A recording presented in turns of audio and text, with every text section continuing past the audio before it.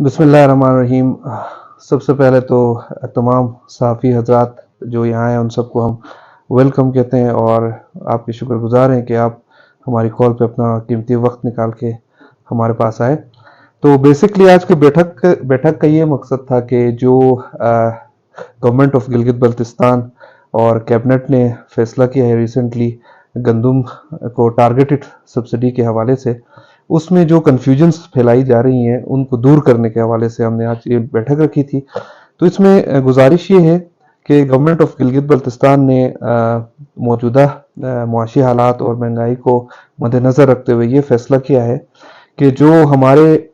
Deserving लोग हैं उन तक ये जो सब्सिडाइज्ड गंदम की तरसील है उसको किस तरह बेहतर बनाया जाए और उसको किस तरह यकीनी बनाया जाए। तो इस सिलसिले में गवर्नमेंट ऑफ गिलगित बल्तिस्तान ने कुछ फैसले किए हैं और इसको बरहदफ सब्सिडी करने का फैसला किया है, जिसका फ़ायदा ये होगा कि जो हमारी डिज़र्विंग क्वारंटाइन में जो लोग आते हैं उन तक इसकी तरसील और कोटा का जो आटा है वो उसमें इम्प्रूवमेंट आएगी। तो सबसे पहले ये होगा कि जो हमारे 17 ग्रेड से अबव के ऑफिसर्स हैं उनकी जांच पड़ताल होगी और उनके नाम जो है वो डी नोटिफाई होंगे सीएसओ की लिस्ट से। उसके बाद सेकंड फेज में आज से गवर्नमेंट ऑफ गिलगित बल्तिस्तान ने यह फैसला किया है कि जितने भी स्पेशल इंस्टीट्यूशंस थे